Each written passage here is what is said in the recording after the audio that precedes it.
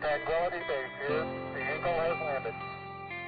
That's one small step for man, one giant leap for mankind. I occasionally think how quickly our differences worldwide would vanish if we were facing an alien threat from outside this world. And yet, I ask you, is not an alien force already among us? We must guard against the acquisition of unwarranted influence, whether sought or unsought, by the military-industrial complex. The potential for the disastrous rise of misplaced power exists and will persist.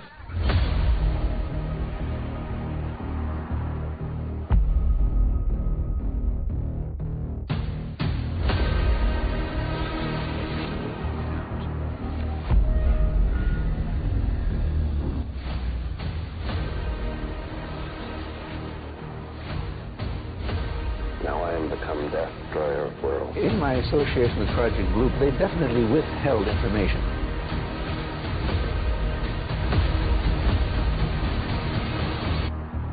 The whole fleet of them was on the ASA. They're all going against the wind. The wind's 120 knots. You solemnly swear or affirm that the testimony you are about to give is the truth, the whole truth, and nothing but the truth, so help you God. Do you believe that our government is in possession of UAPs? Absolutely.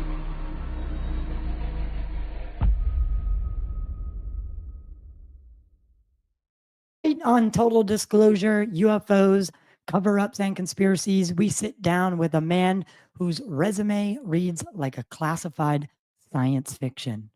Retired U.S. Army colonel, a pioneer of non-lethal weaponry, and one of the few people to ever straddle the line between black-budget military ops and the deepest rabbit holes of the phenomena. You've heard of Stargate, you've heard of Skinwalker Ranch, but you haven't really heard the full story.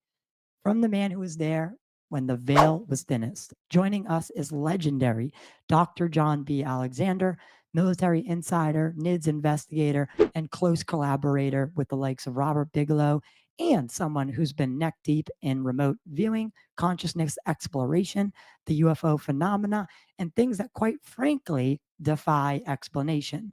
So buckle in. Tonight, we're not just exploring the unknown, we're talking to a person who's tried to weaponize it. And for me, today is a special day to record. Today is the day before Easter, and it's fitting for me to have come so far with the podcast, given that my mother was a huge proponent to the success of not just myself in this sphere, but the success of myself as a person. She died on April 3rd, 2021. So I dedicate this episode to her. Thank you very much, Mom, for being there for all the years that you were. With that being said, let's introduce the man of the hour, John Alexander. John, how we doing, brother? Oh, pretty good. How are you? Oh, fantastic. So this is actually try number 2.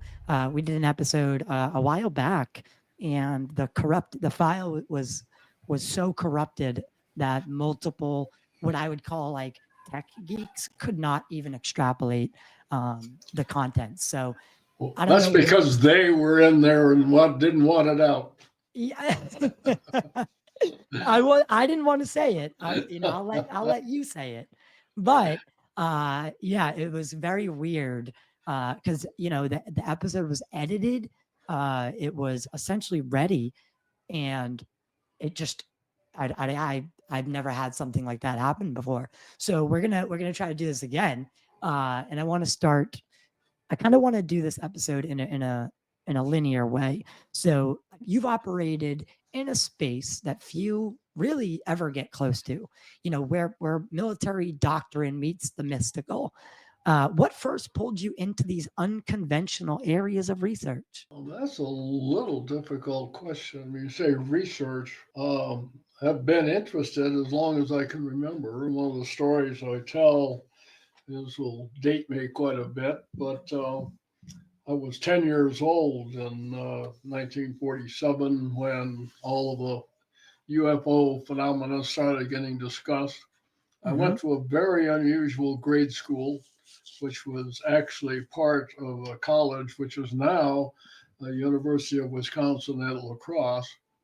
But we were grade school students. We were actually guinea pigs. it was a teachers' college at that time, and so they needed, folks to practice teaching, and that was Right. us. Well, we had an internal radio system, and students were encouraged and allowed to give broadcasts on pick your topic. And my topic in 1947 was UFOs. So that's when they were blaming it on Skyhook was going to be the answer du jour. Right, right, right. What were you when you got on that first time, or I mean, even if you could generalize it, what were you saying about what was the feeling at the time? What were you thinking about Roswell at the time? I'm not talking about Roswell. So wait, This is when remember 47. Yes, Roswell did happen, but we were just just the whole topic of UFOs was just breaking into public consciousness. Obviously, they've been around for millennia, but right. this was just on news there. And what was it? You also must remember, and because long before you were born, probably most of your audience, we had just come out of World War II. The Soviet Union was just becoming a major adversary, and this would lead soon into the beginnings of the Cold War. So you had a public consciousness that was very, very different from what you might have today. But it was, so it was a bit of a diversion. The idea that it might be ET or something was not prevalent. That actually came along a bit later, again, from a public consciousness perspective. But it was, a few things flying around. Okay, so were you more keen to believe that the military was eventually going to come out and say, "Hey guys, this is ours"? Hey, and I'm 10 years old at the time, so this thing about putting it in the broader context was not something I really thought about. So right, it right. was I guess just that that doesn't come till later. here's an unusual topic. They had some pictures and things like that in the newspaper. Also remember, and I think this is a critical element, is that the information ecosystem was very, very different. Our thing was, TV was just barely coming along, but print media, the evening newspaper was the prime means of information. Right, right, right. So you have a kind of a connected, not a. People think of the world right now, and it's hard for them to believe that, newspapers and radio were the only means of communication. Given all the things that we have right now, it's hard for people to take that all out. But you're absolutely right. So, and especially in 47 as well, I don't know how it seemed to you as a kid, but I wonder what your parents and what their thoughts, because so much was going on at the time. Obviously, Hitler had just been defeated and World War II ends, and we kind of roll into the Cold War just as quick as we get out. And, there's a lot to pay attention to. So, was this notion of UFOs or whatever they were, was it a bit of escapism almost? Allowing yourself. Well, it may be, and certainly shortly thereafter, from in the movie field, it became just that, an escapism sort of thing, and very wild. And I think many people know you can still see the movies on TV, but just how phony the UFOs it came, floating in and that sort of thing. But no, I would not say that. It was a big deal. It would have little flaps, and that has continued from time to time. But that really doesn't come along until a bit later. Right, right, and so as a child or as a young lad, when did you decide, or did you decide early that you wanted to go into the military, and that when did you kind of decide your path? I'm not sure I did. And that may sound strange, but throughout my life, a whole series of synchronous incidents of this sort of happened. Joining the military was almost serendipitous. An article had just been published for the first time about special forces, and I heard right about that. We're talking 1956. I had completed my freshman year of school with college. I had gone there on a scholarship, but didn't find that terribly interesting. Hmm. But the stuff on what was now the early Green Berets sounded really interesting. I went down to the recruiter out of the blue during the summer. I was scheduled to go back for the sophomore year. This was at Beloit College in Wisconsin, but went down and said, "Yeah, I want to join the Special Forces." And they go, "No. Sign up for airborne. Go jump out of airplanes." That sounded pretty, and if you want to go to the special forces after that, all you got to do is sign a paper and they'll send you. And I was naive enough to believe that at the time. So signed up, went to jump school, and ended up short time later in the 101st Airborne. And so it really was. I mean, it probably happened so quick for you that you signed that contract. How quick before you signed the contract and you're shipping off? Maybe a week. Really? Yeah, it was just a few days, and we picked a date for basic training, and then on to Fort Campbell. Yeah, it was really. The bad thing is I went home. My mother had no idea that I had done any of this. Oh gosh. And so they're gearing up, and I'm going, "By the way, tomorrow morning, Right. I won't be here anymore." Yeah, that's quite the that's quite the update to get from your son, especially at the time, So the Air Force was now I'm making sure I'm getting my dates right here, but I mean the Air Force had to be fairly new, right? Well, I was in the Army. Yes, the Air Force was about a decade old at that point. Before that, it was the Army Air Corps, and then the Air Force came on 47. But no, I decided to go jump out of airplanes. Thought that'd be neat.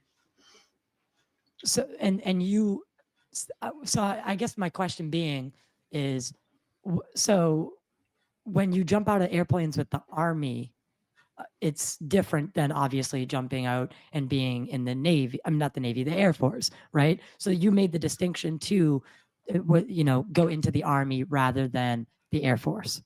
Was there a reason? Very different units, and of course, I was in, like I said, the 101st Airborne, which was a unit, a division-sized unit. We have them in the 82nd that were designed specifically as warfighting elements that we dropped in. And again, what's happening now is really interesting. And this is going to bleed over into other things, but the notion of warfare at the time was very, very different.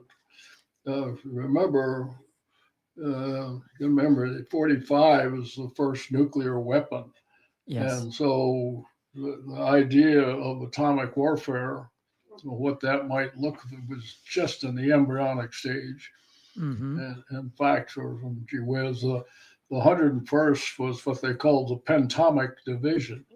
That was the first division in the Army that was kind of designed specifically for nuclear warfare, as it was at the time, and maybe you should say atomic. But we had basically five elements, major elements, battle groups at the time. We were also the first ones to get something called Davy Crockett, which was, if you believe it, it was a 4.2-inch mortar with a super caliber weapon. In other words, the weapon itself fit outside the thing that went down and propelled it. Right. But we actually had nuclear weapons that we were looking at using on relatively small scales. And again, this Oh is my. the whole concept of how war might be fought in a traditional sense. And that it was interesting watching that develop. Even though I was very low on the totem pole. Remember, I went in as a private and Yeah. moved up the food chain and became a sergeant and then a jump school instructor. But Hmm. it was it's more looking back now and understanding what that development might have been. The whole concepts of warfare has changed dramatically. Oh my God, yes. I mean, drastically has changed, and it's kind of ever since the atomic, ever since Hiroshima and Nagasaki, I feel like warfare has been in a constant flux of this ever advancing um, landscape, if you will, and as someone who's in as someone who is a part of now the world's most powerful military, like period, hands down, period. um how how how the red threat, the red scare, how prevalent was that in the country when you enlisted? Well, before that, it had become what you know what duck and cover means. Yes. But yeah, that was something we were taught as grade school kids. Was the Whoa. idea that we believe me, it would not have done any It good, wouldn't but do the idea that you anything. would get under your desk and cover if a nuclear weapon. Now it's interesting. I mentioned I was in La Crosse, Wisconsin, Right. and even going back because I do remember bits of World War II and blackouts that were there. And this is one where you had a national enterprise. I mean, everybody was concerned. La Crosse, Wisconsin is in a place where no aircraft at the time could possibly have reached from any place in the world. Right. This idea of Soviets coming, but that was still the mindset. And World War II, it was could Germans fly Right. in and drop that. Interestingly, we had a German POW camp not that many miles from La Crosse, Wisconsin. Germans were actually brought in and they kept in the U.S. as POWs.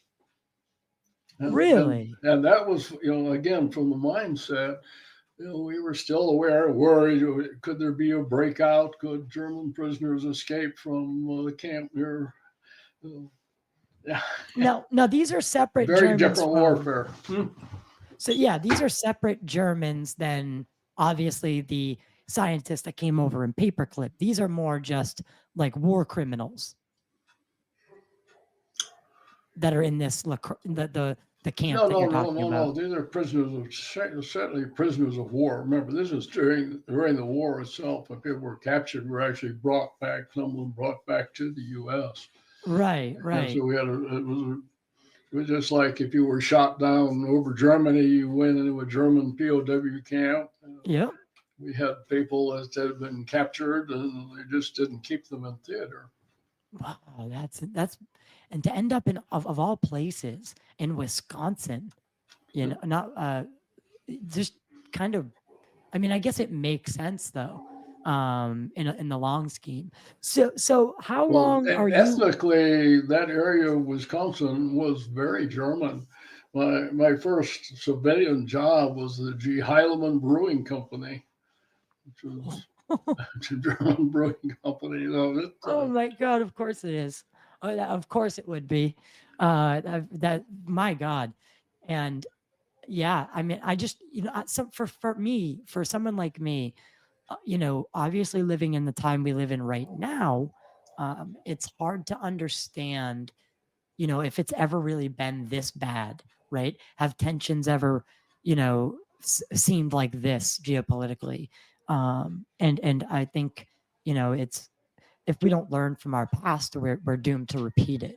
And it seems like we haven't learned from the past, because here we are today, on the brink of some sort of war. And it's scary.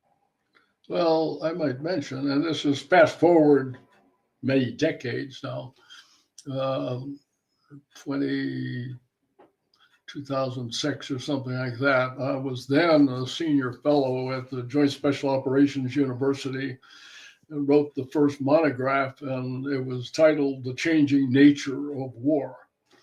And took a lot of heat on that because philosophically they're saying the nature of war doesn't change, only how you prosecute it does. And my argument was no, it's the whole nature of war has changed. And I think we're going through a lot of that now, trying to evolve. If you watch, you know, the Russian, by the way, you have to watch because I sometimes interpose or juxtapose Soviet and Russian. I grew up in the Soviet era, but their invasion and the things that have changed, certainly tactically, if not strategically, because of Ukraine. And military today is going through considerable gyrations trying to figure out just what does that look like. Yeah. And particularly when you add the information component to it, as well as electronic warfare and all of those sorts of things. Or now space. Great point. Because, that's something, I would say that's probably the frontier right now, right? Is these space-based weapons or these hypersonic weapons. They're the ones that's that a really little different. The hypersonic has to do with the speed of delivery. Yes. Space-based weapons, well, we got to the point where you basically almost can't operate without space.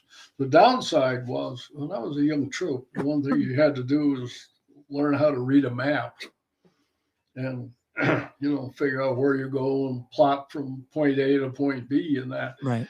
And now, of course, that's all everybody has got in a car knows GPS. This may seem strange, but we didn't have GPS or even as a concept. And one of the things that just happened is when it was taken away, you found out, man, young troops don't know how to navigate without these space-based systems, let alone what all the intel they provide and everything like that. The current conflict is, do you have anti-satellite systems, for instance? Right. But some of this will actually bleed into what you want to talk about UFOs and that. Because, how do you tell the difference?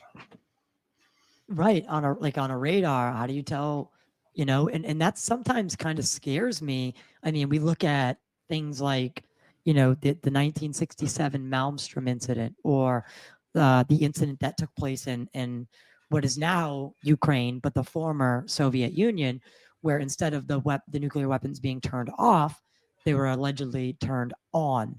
And, when a situation like that occurs, it just takes one mistake, one miscalculation, and you fire on your enemy. And, it's but now it's you've got to remember all of these things are automated.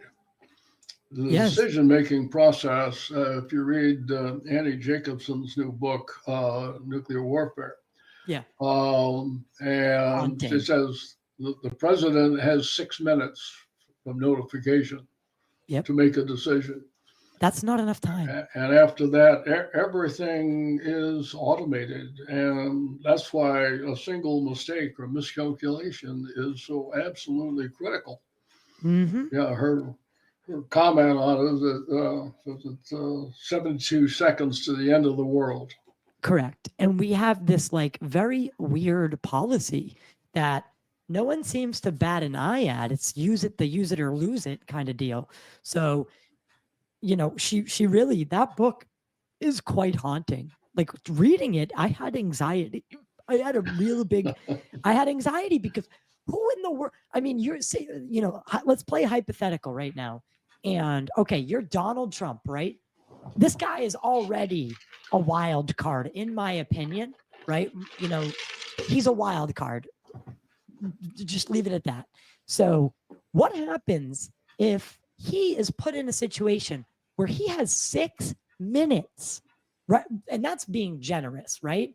Because 2 of the minutes, maybe, people's hair are on fire, and it takes a minute to get, situated, because, the situation's really, really dire. And, maybe he doesn't have the right people in the right places. So they're unprepared. All right, let's keep going down the line. Now he's given a Taco Bell menu of places to hit, and he's got to choose which ones to hit, like he's ordering at Red Lobster. That's all automated. Has to be. People cannot think fast enough to respond. Do you have any insight to what? So if it did go down, what is the nuclear football? What is it meant to represent? What does it do? If it is automated, It's basically a go no go switch. Oh, I mean, really? after that, everything would take over and move very quickly.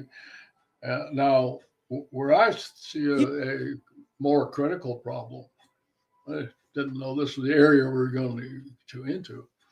Me either. In my view, one of the greatest dangers that Trump has brought along was the degradation of NATO. NATO exists because of trust and confidence in the United States and our nuclear umbrella. Should Russia do something bad, all of NATO responds, but they're reliant on the U.S. Although, France and Britain are both nuclear declared states, it's the American arsenal, isn't it? And now he's saying maybe we will, maybe we won't. What does that tell them? It tells everybody, let's go see and develop nuclear weapons. Don't know if you're familiar with the guy by the name of A.Q. Khan, who was from Pakistan. He's the one who developed the Pakistan nuclear weapon, but then went on the open market. He overtly assisted North Korea in the development. But this means that the ability, the information on how to do this has been spread to many other countries. That's, in my view, very, very dangerous. And particularly if you get people, there's a lot more thinking that goes into this than just, how do you use it? And the whole deterrent issues are terribly, terribly complex. But what happens if some third world country, or God forbid, a terrorist organization gets ahead and pops a nuke? Like a bad actor. Yeah. It gets terribly complex and very bad very fast. Yeah. And, I don't want to, I know we kind of deviated, but it's okay, because this conversation is one it's one that I think it's important to have. And, you're just a very versatile person to talk to. But one of the things that scares me is the fact that, like the New Jersey drone situation that just occurred, the UFO community kind of takes it and they run with it as potential UAP sightings. And that's all well and good.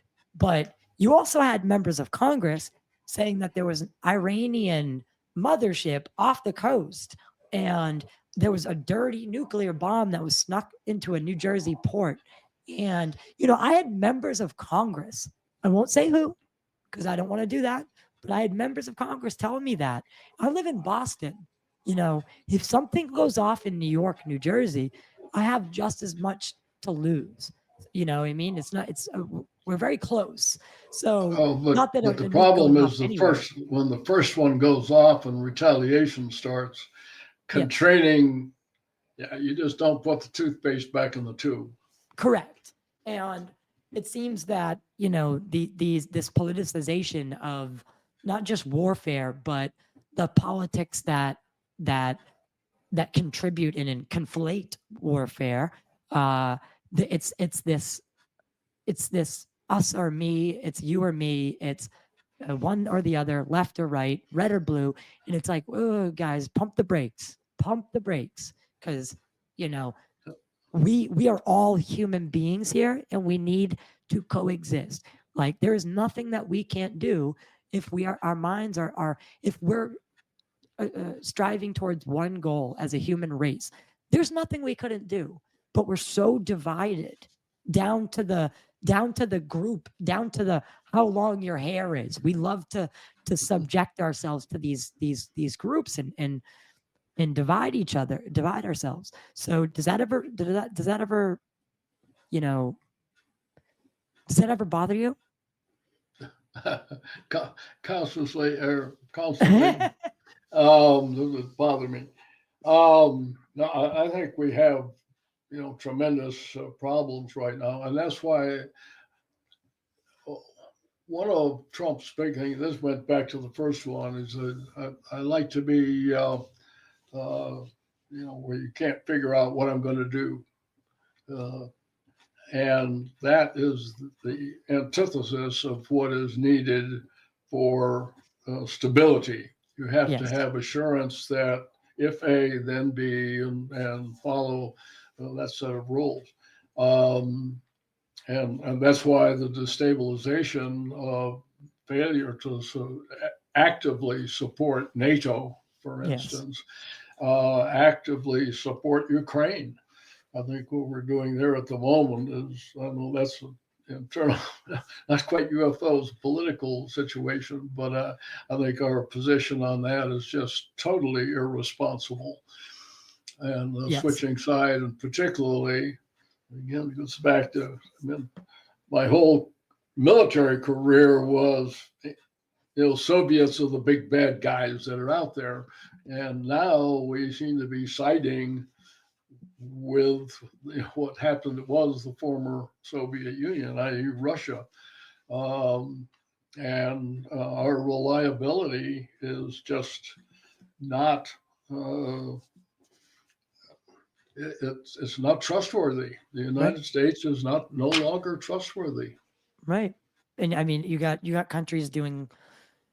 countries really like signing up and really wanting to, because while we've been at war, or at least spending, our military budget is, I think it combined outranks, most countries.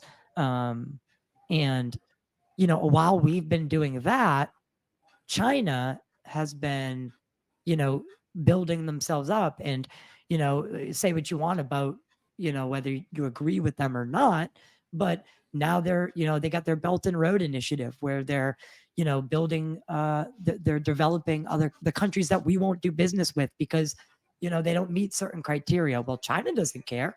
Let us build your highways so we can land, military outfits on them if need be, and that's minor. But the whole, in my view, the Belt and Road Initiative was brilliant.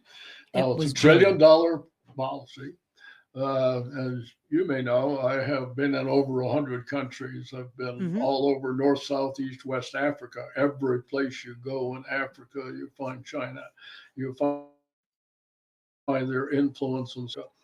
There's two big advantages they have. One is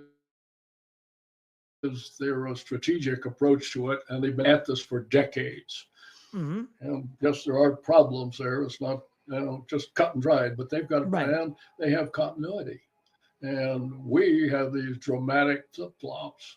And I guess one of the things that they're discussing now is, quote, a golden dome, like we're going to build this a multiplex issue of the Iron Dome.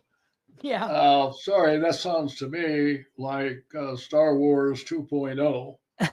And remember, Edward Teller was a personal friend, the guys who designed that. And, I would love to get into that as well. Yeah, no, I thought the Belt and Road was brilliant. It was. I actually stood when it was still being built, but the road between Beijing and Lhasa in Tibet. And I was in Tibet, but standing on the railroad bed that was going in there. Wow. And the length that it goes, have now traveled all through the various stands. Kazakhstan, by the way, was just amazing to me when I was there. I thought we were going to a third world country. Most people would. the infrastructure was better than the U.S. in many areas. And the roads and whatnot is huge. And now where the stands are advancing, they have lots of natural resources, gas, oil in particular, and that's how China is procuring. Now, the stands, the various countries there are advancing because of the money that's made available from China. But the belt, get back to the Belt Road, building railroads from the East Coast, but basically Beijing all the way into Europe is just brilliant and I gets you could away not. from the maritime issues.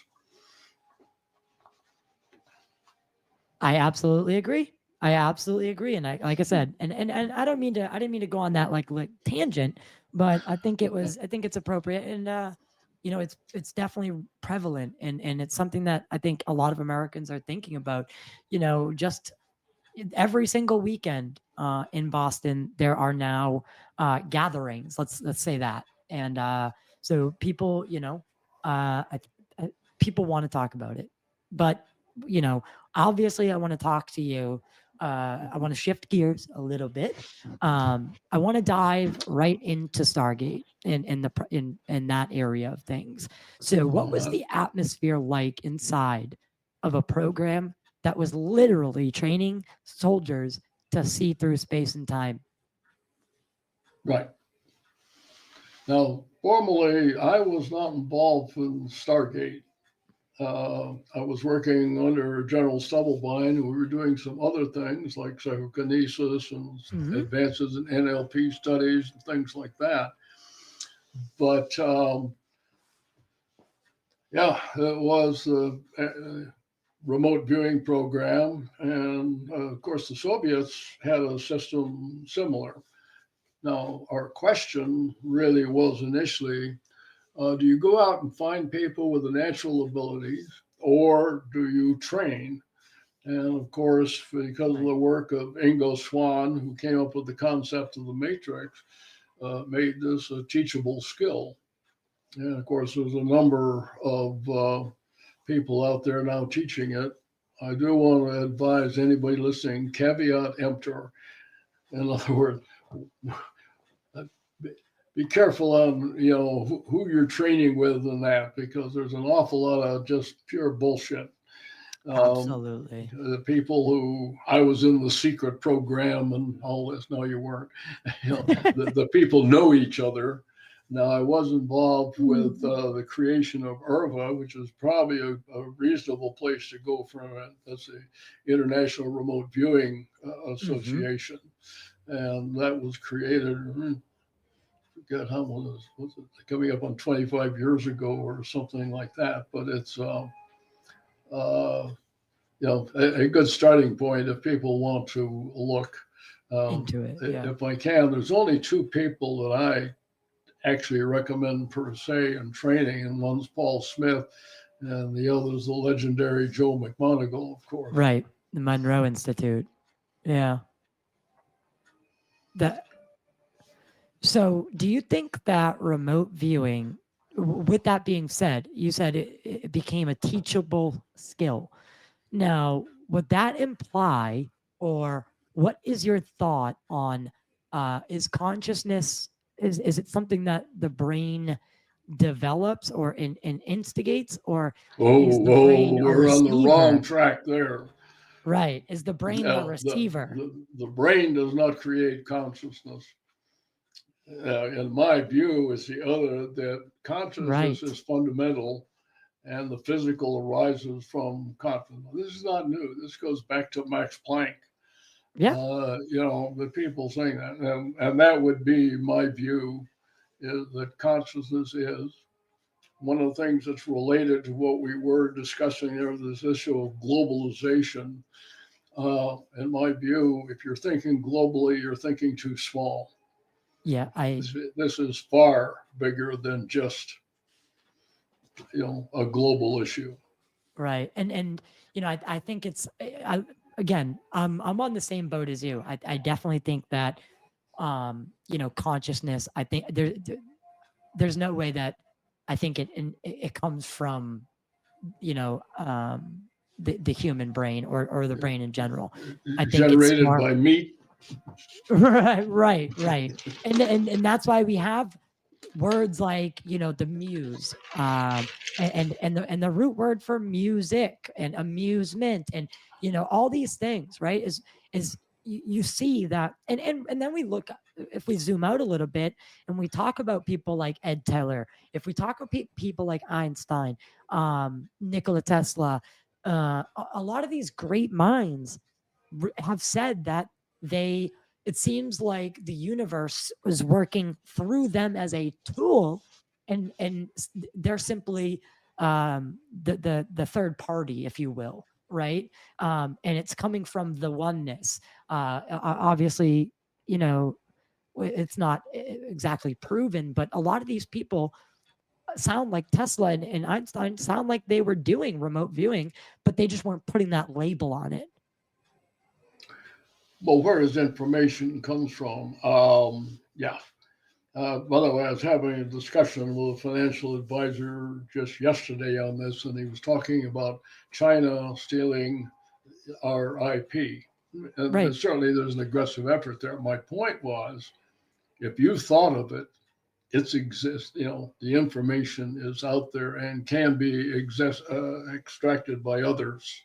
Right. It's what is it? Now, forgive me if I am misspeaking this, but I forget who the researcher was. But it's like the 100th ape or something 100th like monkey. that. 100th monkey. Yes. Rupert Sheldrake. Yeah. Sheldrake. Yes. Thank you. So once it's almost like, and then it's like, they always thought that we couldn't break the mile within a certain amount of minutes, but as soon as it was broken, that the running or how quick someone can do a mile, as soon as it was broken, then it starts getting broken again and again and again, right? Because once it's done, like you said, once the information's there or the ability's there, it seems to be able to be pulled from the ether. The model is terribly important. That Right. if you believe that it can be done, or that it has been done, and I've seen many people who developed things and said, "Well, I didn't know you couldn't do it," which is kind of a critical issue. So developing the model, and I might say one of the things we do, I mentioned earlier psychokinesis, and we used to teach that, the metal bending. And part of what we did in the teaching of it, holding up spoons, by the way, there's some on the wall behind me there, and I think, was proving to people that it was in fact quite possible. And that's a critical issue. Is okay, it can be done. If you want a warfare thing that I thought was terribly dangerous, was Strucknex. This idea of this had to do with the Iranians who were, you know, enhancing uranium, and there was a process that was set up going into the computers, and it was very sophisticated. But the idea that you could go in, spin up their computers, and have those computers be sending information, and everything is running as it's supposed to be when you're actually destroying the centrifuges. Okay, you can do that once. Once you've done that, you've now put the model out and told people all over the world, by the way, here's the kinds of things that can be done. And it, as we were discussing, then it's available and out there. Yeah, again, it's and that's and that's I've lost your sound. That's a notion that I think people like have incorporated it into their lives, but maybe not knowingly. This idea of like making or willing something into existence, or writing it down, like writing a goal down, and focusing on it for 5 to 10 seconds every morning, right? Like, I will do this. And more people are doing that, but they're just not realizing what they're doing kind of is related to this whole idea of consciousness. And Which directly related. right, and you know, these science, let's call them the scientists that are public facing, right? Neil deGrasse Tyson, um all those guys.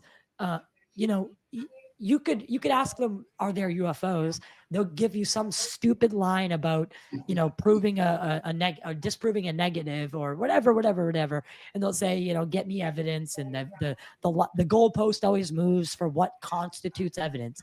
But then you ask them about consciousness, and they won't say a goddamn word. Why is that?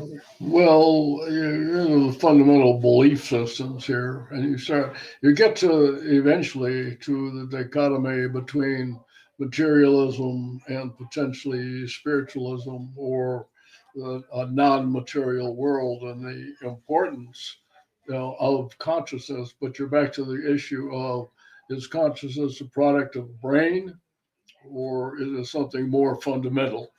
And face it, they grew up in an educational system that's totally invested in materialism, Right. i.e., we can divide things down to smaller and smaller things. We'll eventually get to the God particle, Higgs boson, or Mm-hmm. the problem is we got the Higgs boson split, and then you had pentaquarks. And so, well, wait a minute, those weren't even hypothesized. It got smaller and smaller. Right. But it also does not accommodate the issues of when you get into time and space, or I think you've mentioned it, but our notion of time as a linear process, I think, is Right. totally wrong. And how you correlate and think about that is extraordinarily difficult. Yeah, I mean, so just the other night.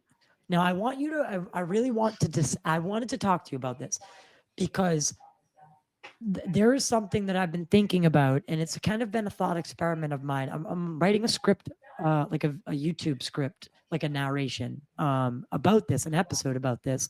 But given what you've seen with, you know, remote viewing, with you know, all of that information that you have. I mean, if you think about it, if our consciousness, and let's work off the notion that our consciousness is not based, like, you know, it's not something that derived from our brain. It's Right. something else, right? Let's keep that notion, and let's say, okay, we talk about time travel. My consciousness, you know, I can think back, you know, a smell will hit me, a song will play, something will come on that will remind me of a memory.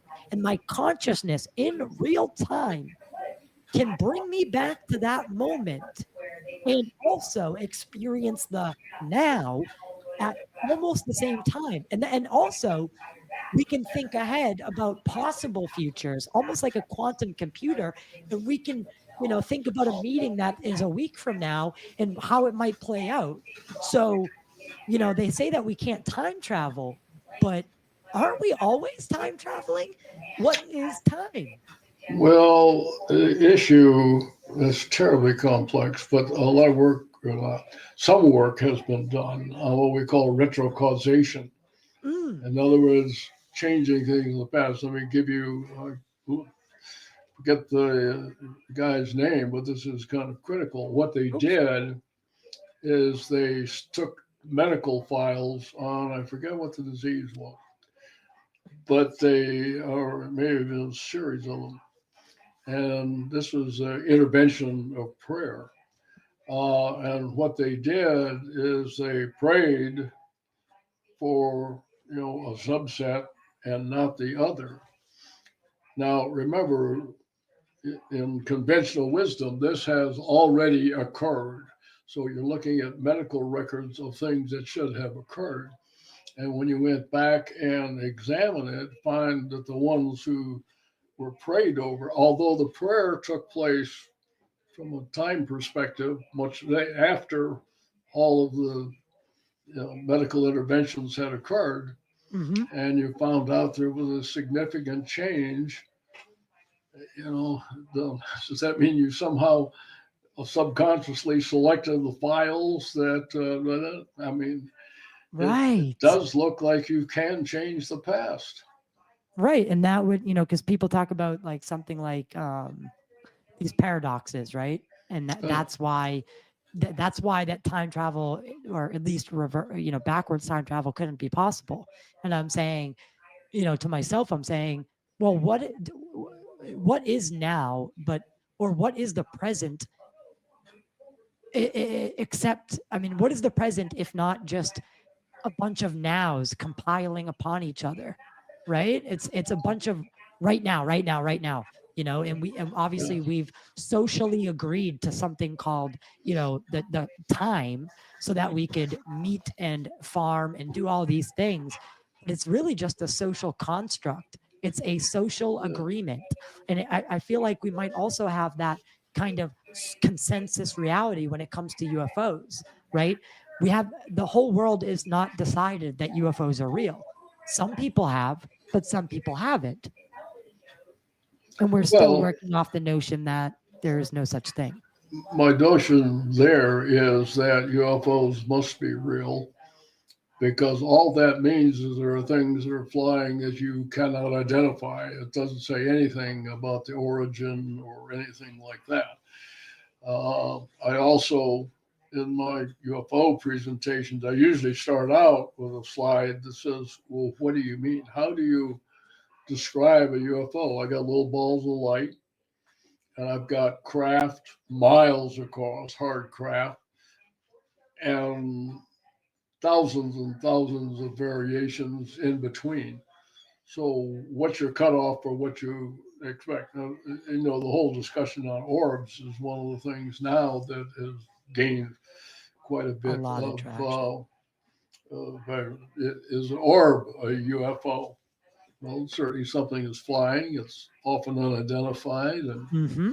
as you know, I wrote with Chris Bledsoe, who did a lot of, he does calls in UFOs on a continuous. That's another issue of mental interaction Yes. between humans and orbs that do appear, and he does it on a routine basis. I might mention I'm getting more and more people just call or email saying, gee, I went outside and called, and these things are happening. And these are not the Chris Bledsoes who have this innate and demonstrable ability, just average people going out and trying it. Yep. Damn it if it doesn't work. Right. And Chris is a good friend of mine, and I'm going to be seeing him at Contact in the Desert in about a month. So I'm really looking forward to that, as well as a bunch of amazing speakers and stuff like that. Um, but beside that, yeah, I mean, and the thing about these orbs, I wanna get your opinion on it, because Chris obviously assigns a bit of a meaning to them, and he subscribes that they're angelic, and he talks Right. about the woman in white. In your career, have you heard of any other experiences that would maybe be similar to his? Oh, these are very new. Now, again, what you said, this issue of he ascribes certain values to Right. that it is angelic. Um, and not sure how to wrap your head around that. Having said that, I Right. wrote forward for his book.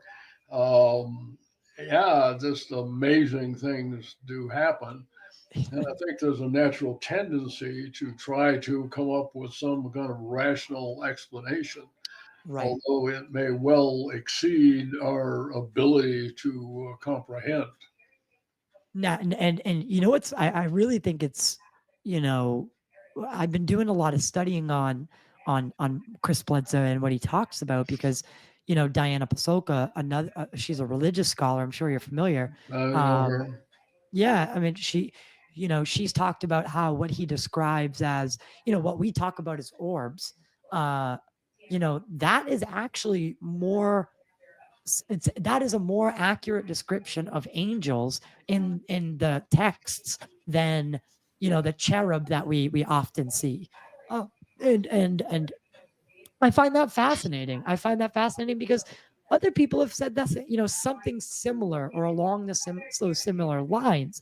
Jacques Vallée, and his Passport to Magonia, he says that, the name is simply changed throughout time from Well, fairies to gods to what is now UFOs and aliens. What is your take on that? oh, of course, Jacques' a friend. Yes. And he wrote a foreword for my UFO book, so Yeah. I certainly appreciate it.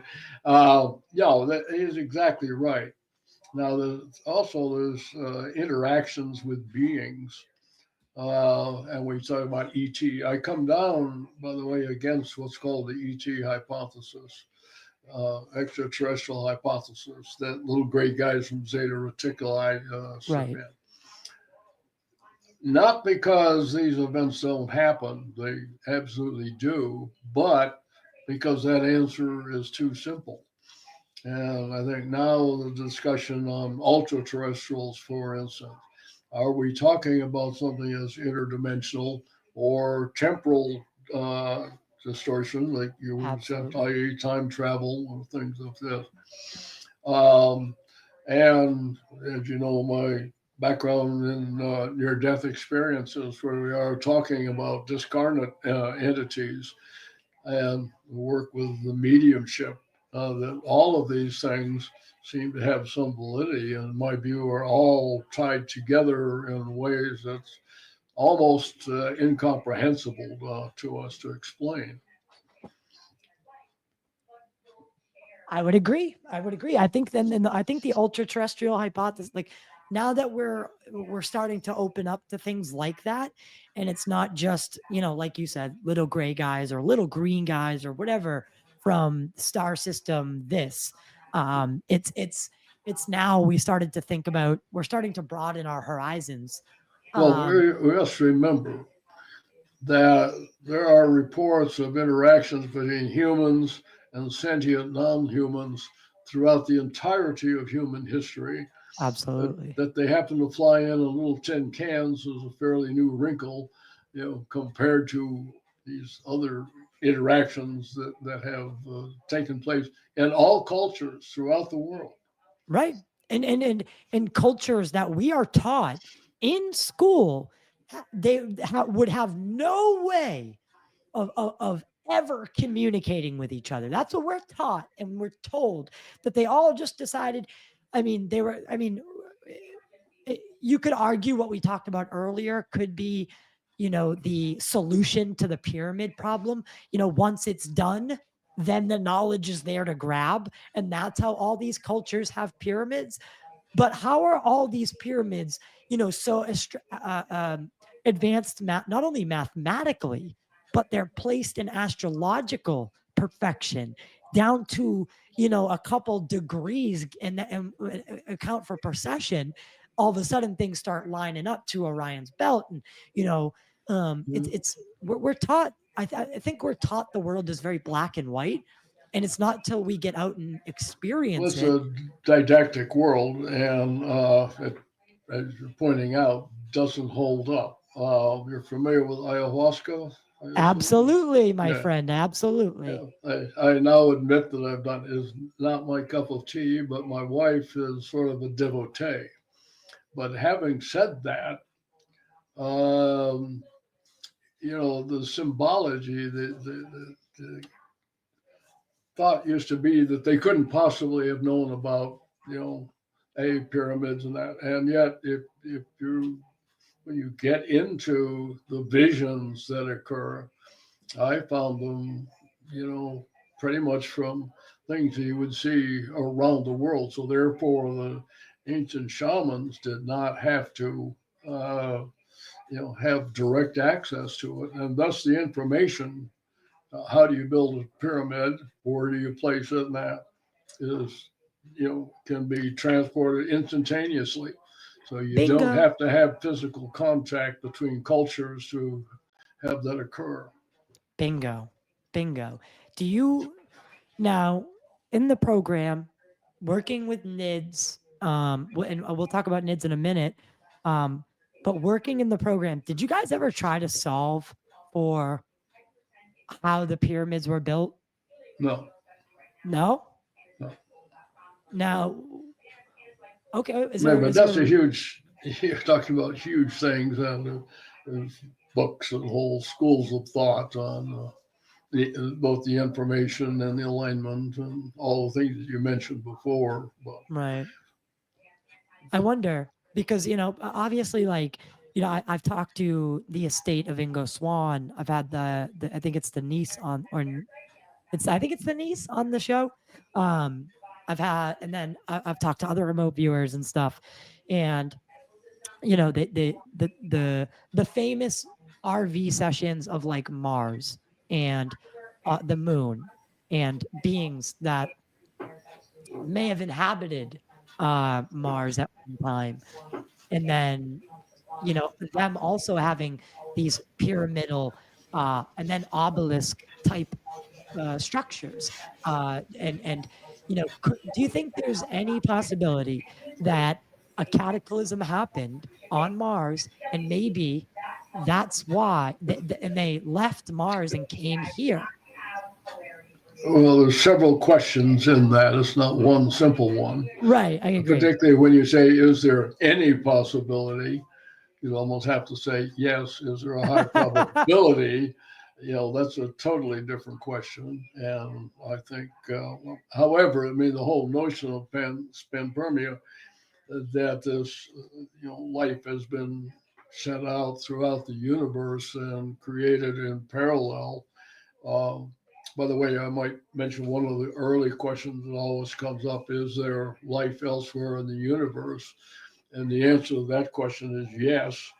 And you don't have to believe in any of these uh, concepts. It's just pure mathematics with the number of inhabitable planets that Mhm. we now know exist. I mean, it gets into the septillion. That's what, 21 zeros. Yeah, it's a ridiculous So number. if you're a pure materialist, the probability that the materials came together, the electrical storm or whatever occurred, and life evolved from that, from single cellular to multicellular life, up to and including sentient beings. The probability is almost a certainty that that would have happened. And absolutely. And if you think about it, the notion of what we were talking about earlier, is if something works, if it works, then it's out there in the ether. Now, who's to say that biology and the universe doesn't work? We look from the micro to the macro and we see very similar. So, obviously biology, the human form, that the head, two arms, two legs, that form seems to work. So once it works one place, does it start popping up in another? So I don't know. It's something that I find interesting. Well, the answer is almost certainly yes. Right, and that's why And that's, again, just a pure materialist approach. right. And so, and that's one of the things that I find fascinating is the idea that these UFOs, they may not be just like you said, they may not just be coming from another star system. It's actually more likely that there are infinite Earths or an infinite universes and infinite this and this. So they might be coming here from not just a different planet, but they may be coming from Earth in a different universe. Who knows? Like the possibilities are endless here. Well, the question that always arises initially is, where do they come from? And I don't think that's even a valid question. It's Right. not a Does where. it matter? Yeah, no. It doesn't. It's what matters is it happening? And I want to talk about NIDS and how did you get involved with NIDS? Because I want to talk about Skinwalker Ranch and Robert Bigelow. How did that all come, and how did you get involved in that after your military career? Well, I had another career in between there. And I was at Los Alamos National Laboratory, and that's where the whole issue on non-lethal weapons and all of that came up. Having said that, this is one of those inexplicable serendipitous events that can't happen, but did. Um, I had first met Bob at MIT. There was a conference that John Mack and Dave Pritchard were handling on. It was on the abductions phenomenon. I had the misfortune, or fortune as you will, to actually have to give a presentation right after John Mack, which was a tough act to follow. Yeah, that's a Mine tough one. was on correlation between near-death experiences and UFOs. This was just being discussed. I think we're talking 92 at the time. I had met him there, just a quick handshake and that. Fast forward a few months, maybe years. Yeah, it must have been actually years because I was having a small gathering at my house. I was living in Santa Fe, working up at the lab, and a number of the people you mentioned were there. I think Jacques was there, Hal Puthoff, and a number of others. And just a kind of a generic discussion of where do we go with all of this. It was a follow-on to the work I'd done with the interagency group on UFOs before. So it's Sunday morning, and we're about to split up. We're going to take people back to Albuquerque to airplanes, and phone rings, and this guy says, "Hi, I'm Robert Bigelow. I've heard about you. Have you got any interesting projects or something that might need funding?" And I said, "Well, standing in my house in the kitchen at this moment are the people who might do that." So that was the first interaction. Then we talked about the Santa Fe Institute, which was the main feature there was Murray Gell-Mann, who's a theoretical physicist and that. And so he talked about buying Santa Fe Institute, and their big thing was chaos theory. And said, this is probably not a good fit, just because you got huge egos on both sides. But anyway, so he decided to create an organization, and they brought me over. I was the first one in NEDS, but this started when I was at Santa Fe. But he wanted to, we talked about doing it there. He said, no, he's kind of a hands-on guy, likes to have physical control, said it had to be here. So this is obviously 95 now, because that's when we came over here and set up NIDS, and the rest is history, as they say. So what was NIDS' goal, and what was your first assignment with NIDS? How do we get to Skinwalker Ranch? Well, again, multiple stories. When NIDS was set up, what Bob wanted to do was to look at two specific areas, and he's now done both. Well, one was UFOs generically, and the other was continuation of consciousness or life after death issues. And we're going to look at both. And one of the things I did, I said, well, look, let's not set up an organizational structure or anything. What we ought to, let's collect a lot of data, and then assuming that form follows function, from that we will decide, how the sub-elements might break out and we bring into that. He's an engineer. The first thing he did is went up to the board and said, okay, well, we got, here's the two boxes, and started drawing. You got, and under UFOs, we have abductions, we have compartmentalization, blah, blah, blah, and all that. That's the way he thinks. We had also done some work, and lesser known, actually had conference on the continuation of consciousness, and brought in, lots of the people involved in NDEs and all kinds of associated fields with that. And then what happened was that somehow he had gotten word about Terry Sherman and Skinwalker Ranch and decided, this would be a interesting, what became a laboratory, if you will. So he agreed to buy the ranch. And in fact, I was with him the day that he went up to buy it. I was the first one from NIDS to spend the night there. I say the most disconcerting thing that happened, a lot of mosquito bites, things like that. It wasn't, I did not have any esoteric events that happened at that time. No skinwalkers popped out. Sorry? No skinwalkers popping out at you that night? Well, I must tell you that even the term Skinwalker Ranch did not appear until I think after NIDS was dissolved.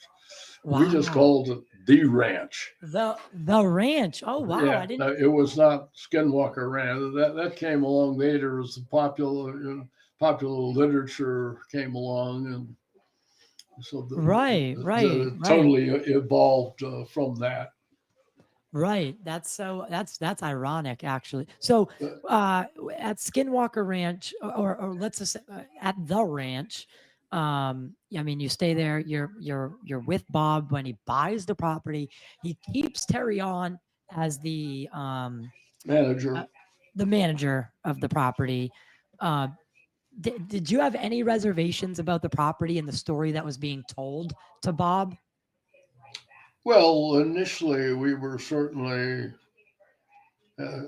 concerned. I don't know. These are pretty far-fetched stories, but right. As this evolved and these events started happening, particularly with our people. By the way, I think Terry is absolutely straight arrow. I tend to believe the things that he told us, no matter how outlandish they may seem, really happened. This is a very, very strange place. And as we know now, as the popular series has come along, under Brandon Fugel, and they put in more resources and different sensor systems. Yeah, these things really happen there. Wow. Wow. It's quite dramatic. So you think it was a justified purchase, and it because it seems to be one of these places that, dare I say, it seems to be one of these places on Earth that the veil seems to become either thinner or, I don't know, maybe the geological formation of the area, maybe it was an impact spot. Well, what you're saying is there are certain places around the Earth that seem to have more of these events, and that happens to be one of them. But you have like Sedona, Arizona, and these places exist around the world. So it's not, to U.S. or to Utah or anything. It's right. They are there, and why these events have a propensity to happen in the area is very hard to determine. Right, it's super hard to nail down because we look at the northern tip of like Catalina Island in the Pacific, and the 2004 the Nimitz event happened out there, and a lot of stuff has happened out there, and like you said Sedona, that's a very bizarre place, and obviously Phoenix had the Phoenix Lights incident in '95. You guys were up and operating in that time frame. Were you guys ever interested in cases that were happening like that in real time, like the Phoenix Lights? Oh yes, well, real time. Of course, you don't hear about them. But we did meet with Lynn Katai, who is kind of the expert in the area. Happened to believe her, by the way. And there are thousands of witnesses. The other thing about the Phoenix Lights is, remember, they stopped here. I'm in Vegas.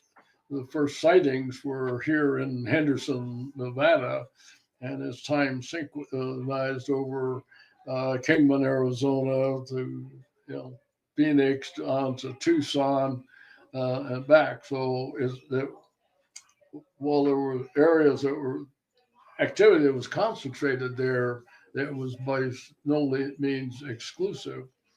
And I would also, Lynn has gone on, and I'd recommend her work and book on it. That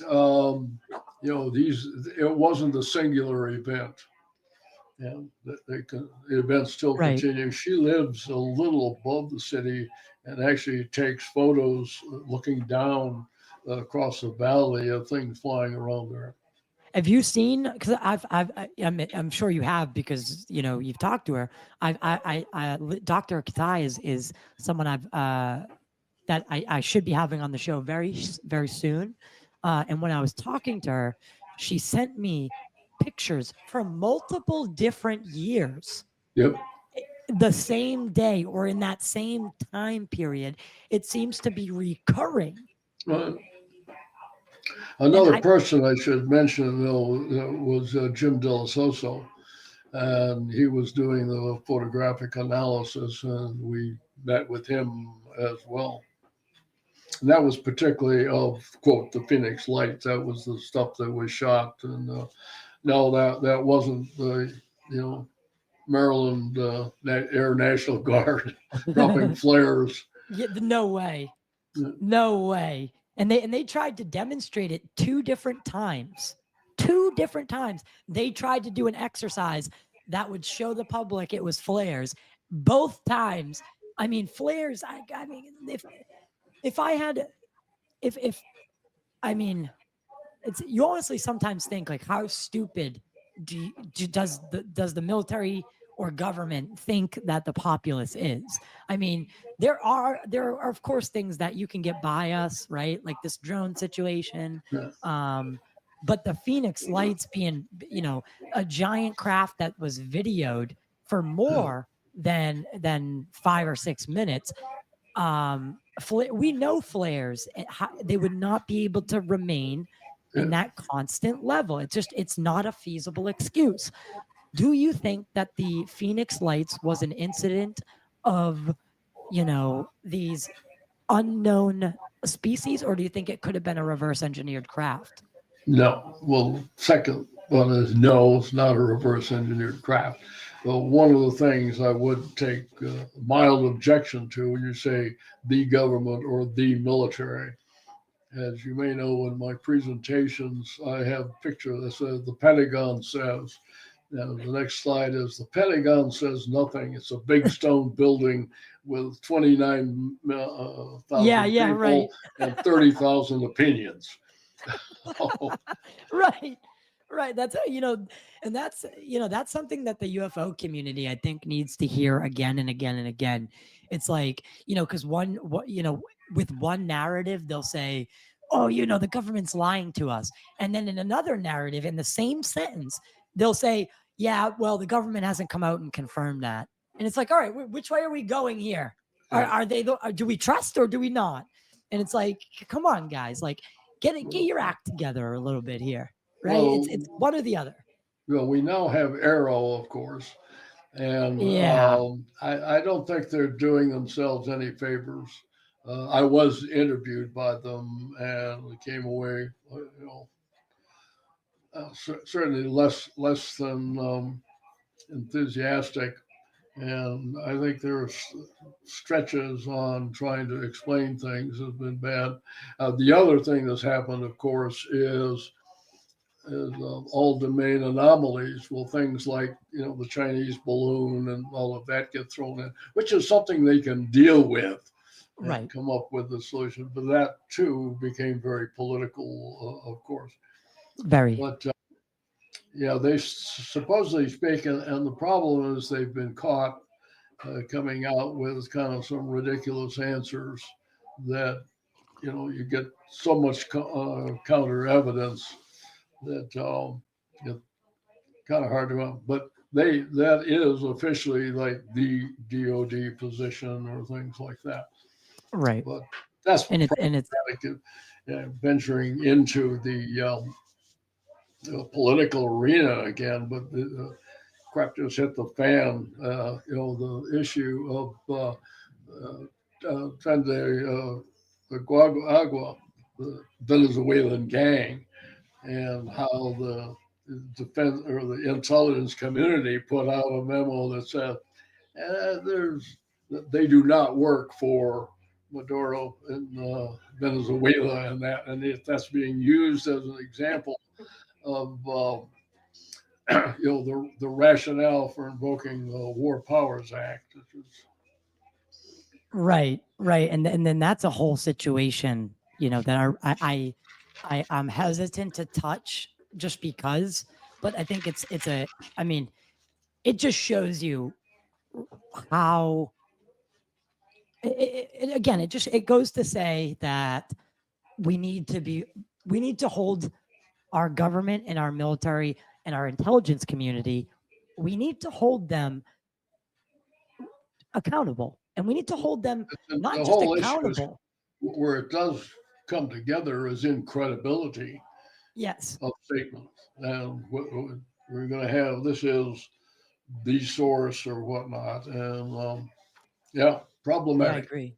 I agree. And see, again, look, and this is a case study in how the operation goes, because everybody's pointing the finger at each other right now. It's like the Spider-Man meme where there's three Spider-Man, they're all pointing at each other. Like it's like, everyone's putting the blame on the other side, and ultimately nothing's getting done. Like at the end of the day, nothing is actually getting done. And it's Back to phenomena. yeah, but We can go off here for hours or days. you're right. You're right. And with that being said, though, I think people give the government or the military, I think they give them a little bit too much credit for being a little bit more organized than they actually are. I mean, there could be these, obviously we talk about secret programs and black money, and the New York Times article, glowing money and black aura, or glowing auras and black money. And you know a lot of people think that there are UFOs that are reverse engineered, and whether you believe that or not, um it's up to you, right, to Well, let's be clear. And as I've told people for years, do not be surprised if strange things fly in the desert. right. Yes, we do develop craft and stealth, which is, uh, you know, basically, signature control in various domains. Those things do exist. But, and my problem, you had mentioned Tyson before, and he goes, well, where's a good, clear picture? And I haven't seen this and that. And you go, well, let's go back. One of my favorite ones is how about Mach 50 in 1947? Right. Or I'm sorry, Mach 500. No, we did not have anything approaching that sort of speed at that time. No, no, no, we did not. And if someone were to see and they probably did. I mean, it probably did happen. So if someone were to see the black SR-71, or what's the other one? I'm blanking. U2. The U2. If they saw that before it was announced, I Well, mean, you thought that thing was wait. Remember, particularly with the U2, that was actually part of the cover story because they did not know that anybody could fly at 90,000 feet. And so you had commercial pilots saying we're seeing things up there. So to describe that to UFOs was good. That was a right. plus. And must be a UFO. And they probably leaned into it, right? Like, okay, well, they're calling it a UFO, guys. They're not getting it, right. That it's unidentified to them, so let them keep thinking that, right? That it might be aliens. So we that's the thing, right? Is we want to know how far we've advanced, and we want to know what's ours, what's not ours. Do you think that the Tic Tac or these craft that are very prevalent today? Another video just came out from Jeremy Corbell and George Knapp of the USS Jackson 2023, a sighting of 4 Tic Tac craft that looked like Tic Tacs flying in formation and showing instantaneous velocity. These craft have been seen for a long time. I'm very hesitant to think it's Lockheed or Northrop. Yeah. No, one of the things that bothers me is, they hear these things and talk about something that's currently going on, and then you go back to say, but look at the history. Stuff's kind of always been there. Right. Not to say they're not, or now but the problem is you have multi-sensory data. I was going to say, it could be hallucinogenic or something generated or that. Yeah, CGI can generate lots of stuff, but the full multiple sensors. I was going to mention the OSAP program. Love the guys and all of that, but their major findings of the instantaneous and rapid acceleration, et cetera, et cetera. All of those things we knew back when I was doing the program in the 80s. That stuff was not new. What OSAP brought to the table and ATIP programs and probably the follow-on, you have new sensors, some interesting new cases, some better ways to capture data. But all of the things that they were describing, even the transdimensional issues, i.e. coming out of the wood, and that one of the most interesting things I think was from Brandon Fugel in their program, where they see the things coming down and going through the mesa and then coming back out again. Yeah. But that's all bizarre. of those things, and particularly coming in and out of water, that's been reported for decades. Right. And like you said, I think we're just now, at a level where, because Kevin Day, who was the chief radar operator on the Princeton in the Nimitz battle group, he said that they had just upgraded their system, their system, right. And then all of a sudden, they start seeing all these contacts start raining down, and that's when Fravor and them get vectored out there and see the craft. So, like you said, I think we're just getting to that point in 2004 where maybe we did the technology caught up. Now we're seeing them with our eyes. It's not just eyewitness testimony, but now we have sensor data to back it up. Obviously, in 2023, we've come even further. So, and across the board, the sensor systems are now ubiquitous. Right. I mean, from my Ring thing on the door here to people with everybody with a cell phone who's taking pictures. But we have satellite systems that are constantly curing the Earth. So, do you think a lot that more sensors? Yeah, that just begs the question, right? After OSAP was, I think the New York Times article when it came out, it did a lot of good. It really did. It brought the topic into the mainstream, but the main thing was not that, it was that the New York Times printed it as a serious story, as opposed to right, Little Green Men and X-Files music. Yeah, the Halloween story or something. Right, these always pop up in the news. They focused on ATIP and Elizondo rather than. And that's obviously because Elizondo is the one that came to Leslie Kean. Right. But why do you think that OSAP was left out and Jim Lukatsky and all those, like the real program? Why do you think that was left out of the New York Times? I'm sorry, what was left out of Times? The correct program name being OSAP and the lead being Jim Lakatsky, not Elizondo. I can't address that. That has more to do, I think, with the personal contacts with the reporters Right, themselves, right. with Leslie and the other guy. Okay, fair enough. That came about. Obviously, there was a personal relationship where people knew the reporters, and then took a lot of convincing to get the New York Times to accept the story. And then who was one? Politico. Yeah, it was That was running. Politico, Ryan Bender.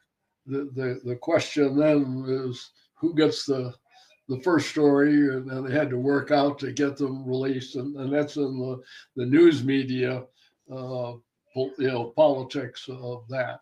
But most of it, how did it occur? I think most of that was, again, somebody knew the reporters, and Leslie was known, and Very well known. and then who was the Ralph one? Blumenthal and Helene Ralph Cooper. Blumenthal, but he was better known in the New York Times and able to convince them. But even then, had to go to the editors and showed them stuff. Yeah, Helene Cooper. I think what broke the camel's back for that story was when Helene Cooper, she reached out to Senator Harry Reid, who had allocated the 20 million for OSAP to begin with, right? He had talked to Senator Inouye and another member of the Gang of Eight. And for anyone who doesn't know, the Gang of Eight, they're like the congressmen that are, let's call them the VIP congressmen. They're the ones that handle the black budget, right? So they're read into a little bit more than your average congressman or congresswoman. So Senator Harry Reid then confirms to Helene Cooper that the program absolutely existed. And that's really when, boom, the firestorm came, right? And that I think that sold the story right there. But, Jim Lakatsky, he kind of stays unknown for a while. He's since come out and now he's talked to guys like Jeremy Corbell and George Knapp. And he says, and again, this is what he said. He said that the CIA had a craft. They tried to unload it to OSAP, but it was, Lockheed had a craft, tried to give it to OSAP because they weren't getting anywhere with it. And the CIA blocked the effort. They blocked the transfer of the craft. Now, whether it was alien or not is a different question. But it's weird to hear about. Did you ever hear about that? Not until after the fact, no. Right. And I think it's. But you got to remember, there's a lot of political stuff involved here, and personal reputations online and things of that nature. By the way, I'll draw one of the things that concerns me. I just saw yesterday a list by the Florida Luna. Yes. Say, here's the list of when certain things are going to come forward and be released. In my view, that's disastrous. Why? And I told that to Steve Bassett. Why? I think it's going to be used to cover a multitude of sins, of real crimes that are ongoing, because it will get some play, and certainly a distraction from far more serious things like defunding Medicare and Head Start and other real world problems today. Right. It's a way to, again, distract from what's going on. Yeah, and for anyone who didn't see it, I want to pull it up. So obviously, we know that Luna, has been granted a committee, essentially a task force, and they're calling it the Secrets, the Secrets Task Force.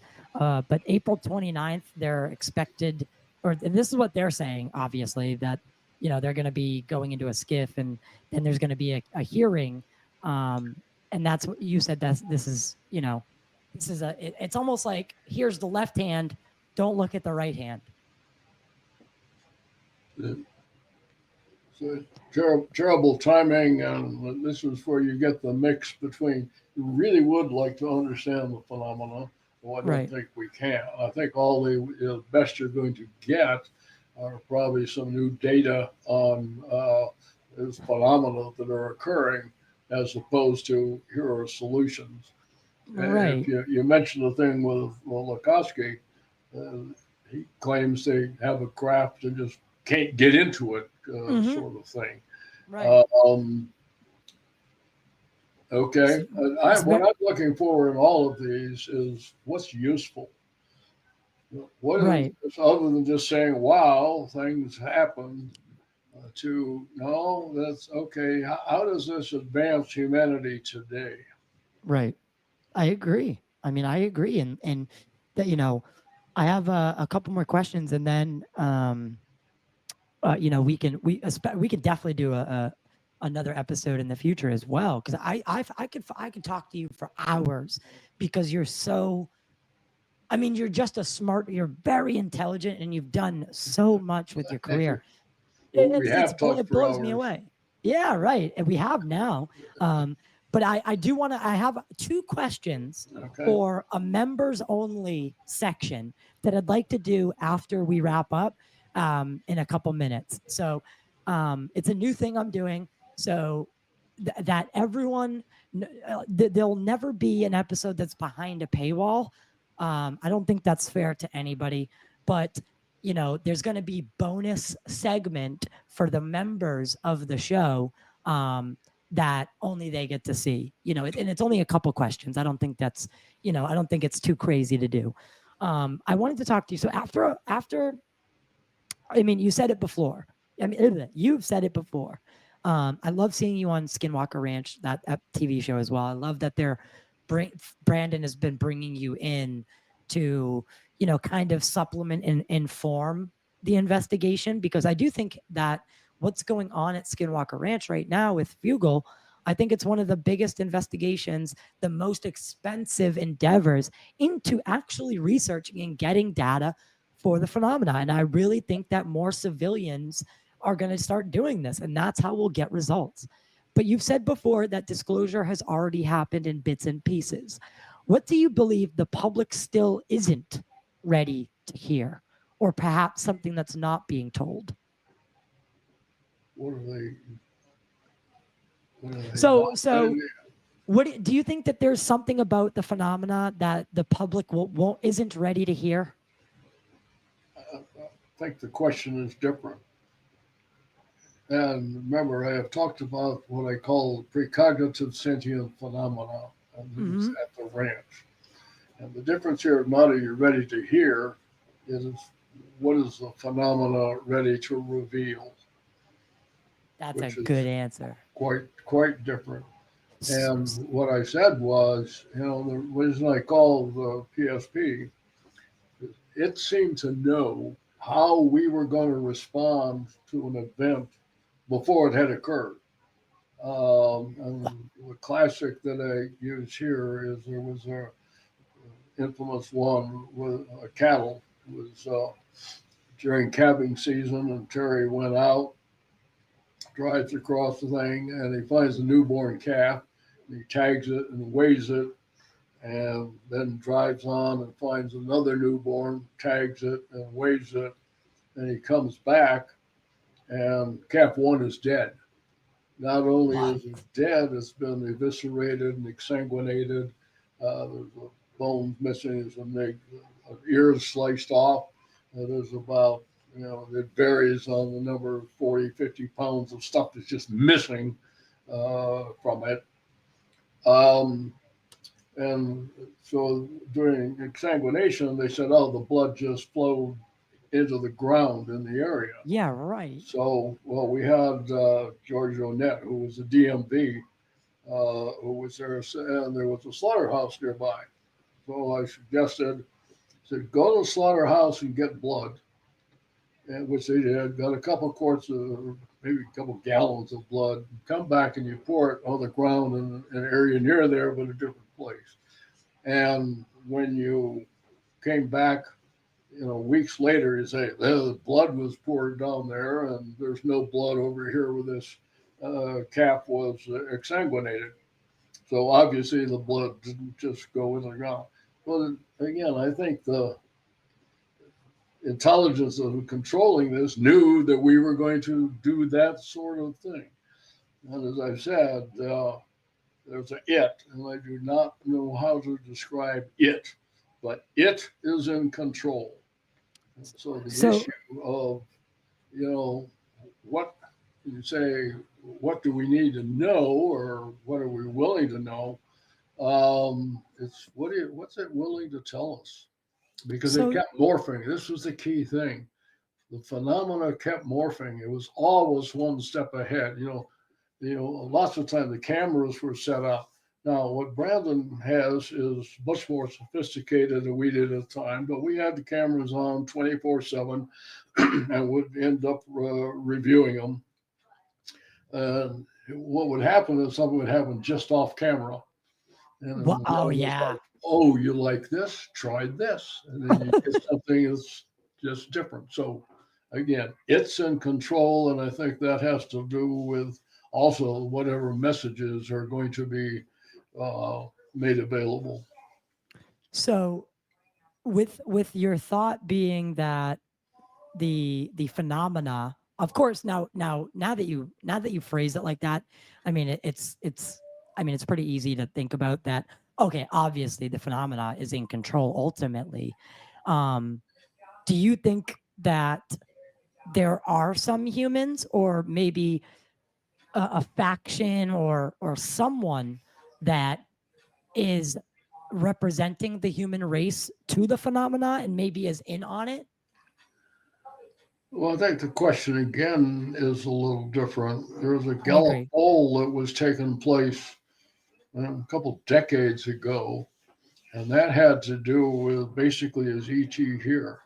And I use this in the range of phenomena, but there was on a global poll, 20% of the people believe that ET is here and walking among us. I Robert don't think Bigelow it's being us one of those. representing them, but is it here? Um, you certainly hear some interesting stories. I've got friends who say I met ET. I actually had one a guy I do not know who called me yesterday. Maybe somebody watching the program eventually that just called me out of the blue and says, "Oh, by the way, I'm an interdimensional time traveler." Oh my God. and so He now that told you that doesn't on the mean there phone? aren't crazy people. There are. I've got some of those responding as well. So someone called you out of the blue Yeah, and told you they were an interdimensional time traveler. right. Wow. Okay. That's an odd call to take. You know? What do you even say to that? Like, okay. Like, what do you want me to do? Well, what they're usually doing, and I've had a couple of this week, and it is predominantly people who have had unusual experiences Yes. and trying to explain it, or um, if you're familiar with STEs, spiritual transformational experiences, and trying to integrate, some of these very unusual circumstances into everyday life. Uh, Right. One called explaining that he had had a Kundalini experience. That's a whole Mm-hmm. probably another topic, but saying this is one who was one of the ones that I mentioned earlier who just went outside and said, "Well, I read Chris's book and thought I'd try it, and went out, and all of a sudden, yep, here are orbs responding." Wow. But Right. the issue for them, I think, is how do I integrate that into consensus reality where I have to live on a day-to-day basis? Exact. That's a very, very good point, because of course, right. Well, um, Hal put off, right? And I'm sure you know Hal. Known He Hal said a for couple. decades. Yeah, he said on the record at the Saul Foundation conference, as well as multiple other platforms, he had said that he was part of a think tank, and this think tank, had private citizens, it had people in government, it had military, a whole plethora of people from community, if you will. And ultimately, the think tank came to the conclusion that disclosure is it's unsustainable in a societal capacity, meaning that markets would crash, ontological shock, mental health. Is that something you agree with? I have heard a lot of that. I think I know what and when and who was running it and all of that. Short answer would be no. Okay. Again, I think and I don't think there's any control. This, again, I think gets back to who's in control. I don't think, given any phenomena, that the phenomena are in control. If you want a really wild one, and I do. I won't mention the professor that I was talking to, and it was just Wednesday, as a matter of fact. So it was this week. I'm sorry, it was Thursday. We were supposed to talk Wednesday, had to move to Thursday. But his point was, because this had more to do with all the social political nonsense that's going on. And he raised the issue, I'm not sure he believes it, but said, what if Gaia, the world as we know it,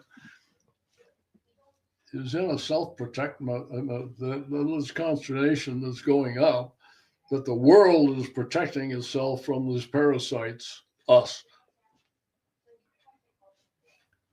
That it, as a conscious entity, knows it needs to do something, and this gets into the climate change issues and damage that we're doing ecologically around the world.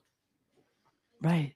Now, there's a pretty far one to think about. That is a very trippy thing to think about, because I mean, it seems, we are the only species on this planet that takes way more than we give, right? Every other creature or specimen or animal on this planet, serves either an ecological or a really like fundamental service to the world. Bees pollinate, and they have a very specific job that they do on the earth. But humans, it seems that we don't, and we're just like, we're in this perpetual like, we need to keep creating the next iPhone and the next this and the next this, and we take so much from the earth and we give nothing. Not nothing, because there are people that are like planting trees and stuff like that, but in totality, the human race has absolutely taken more than it's given back. Well, so, I used parasite advisedly. So, well, my point being, look at what happened to the dinosaurs, right? How long till Mother Nature winds up and throws a rock at us and says, no more? It scares me. Well, like I say, this is the macro issue of, does Gaia have consciousness? I think so. I mean, if we're talking about, if you and I have already, agreed together that consciousness does not arise from, it is something that is there, the earth, that would essentially, lead us down a path that maybe every atom, just like, because what is the difference between the atoms that make up a bowling ball and the ones that make us up? There's no difference, right? In the atoms themselves, it's how they're constructed. So if each atom is a conscious thing, right, then we really start having to ask ourselves questions we may not really be ready for the answer for. Because if the earth is conscious, I think a lot of people are going to, that would fundamentally change people, how they think, how we view ourselves. Well, I think the problem here is we live in the post-truth world. Right. and the acceptance of these sorts of things that are obvious. There's a book that I recommend frequently, and that is The Myth of the Rational Voter. And that is, Right. people will do things that is in their own best interest. And we, are definitely living in an area where many things are not in our best interest, and we're doing it. And the rules on climate change is just a classic example, and I think potentially catastrophic. I agree. I agree. I really do. And if there was okay, so to wrap the episode, the public episode up, um, you know, there are well, maybe I'll skip that because that's a little bit vague, and that'll probably be a really really long endeavor. So after a lifetime of investigation, military service and consciousness research, what's your biggest takeaway about the nature of reality itself? The nature of reality. Yeah, what's your Um, biggest takeaway given everything you've learned in your many amazing years of service? yeah, I really have to think about that. I can't give a quick. Um, Right. that's a terribly interesting and complex question. It is. I think you get back to the whole idea of consciousness arises and the issue of what we were just discussing on the give and take and a generic balance that eventually occurs. And if you get too far out of balance, that you know it something occurs that brings balance back. Right. Now, having said that, Einstein's approach is, it is, but it's a very persistent uh, reality, if you will. Right. Right. And that's an absolutely I understand where you're going. I do. And it is a Well, very complex question. well, the issue of Maya, all is Maya. Well, but there are things that, if somebody punches you in the nose, it hurts. That's a very, as Einstein would say, a very persistent reality. It was, if it's an illusion, it has It's physical good. consequences that are demonstrable.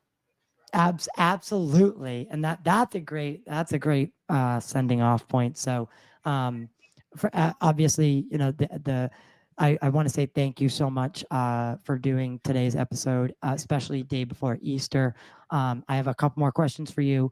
So stick around for just a couple more minutes. There'll be, But we'll do the members only section, and we'll get you out of here. And I you are such a legend in this field. Are you going to be doing any talks or anything coming up that people should know about? no, actually not. I intend to go to the IONS conference. Mhm. There is one thing I will be attending in early August, and that there's something coming up called the Psy Games that is going to Interesting. be it's a whole new concept. It's going to be in Charlottesville, but this is with people, and what they're looking for are the young folks who are unknown, Mhm. but basically in a kind of like an Olympics competition in these areas. And Oh, that's a that's good sort of the idea. process. And guys like Paul Smith, Jeffrey Mislov's going to be there. There's a host of people. Whoa. It's the PSI Games, and there is a website up that has all of the people who are scheduled so far. It's quite an interesting list of people. Yeah, no, that's an incredible idea as well. Um, obviously Robert Bigelow did the, the he did the Conference. yeah, Yeah. the where he had people write the essays on surviving consciousness, surviving death. And Right. I think Jeffrey Mishlove won that, right? Right. Yeah. So he was just on, I think, Danny Jones. Fantastic episode. Yes, he was, yeah. Yeah, fantastic Well, episode. That guy Jeff is had very a brilliant. tremendous advantage in that he's been doing interviews for 30 or 40 years. Right. And so what he had available to him was just absolutely amazing. Did a great job with that essay. When we do things for the betterment of humanity, look at the things that we can accomplish, right? And it's frustrating because then you see how things play out on the world stage, and it's like, guys, come on, like, let's work together. Like, I think we would be pretty. I think we'd be at least at Mars by now if we were all working together. But that's beside the point, John. Well, Colonel John. I hope you'll look it up. And Hakeem is not rich, but he says just the other day that he's got 70% of the money to bring all of the folks in. So Amazing. it'd be a very interesting approach. The idea that people can say, I want to try. There are going to be ones in remote viewing and PK, and there's a whole number of games, if you will, but competition. I'm wondering if I could not attend something like that. If it happens, I would love to go to that. So maybe we could talk about that off air. Okay. So that wraps up the public episode. Everybody, thank you so much for being here. I've been taking a little break. We're moving into the new place.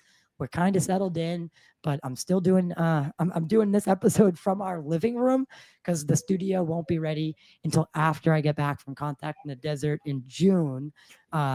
So play it by ear with me, and I'm definitely going to be doing a lot more in-person episodes. I find that those are the most fulfilling. I watched your episode with Sean Ryan. It was so good, so well done. And that's a 5-hour blast to listen to if anyone wants to do that. So you can follow and you can find John Alexander. He's on Facebook as well as he's done tremendous amount of interviews. And thank you for your service to our country, John. Like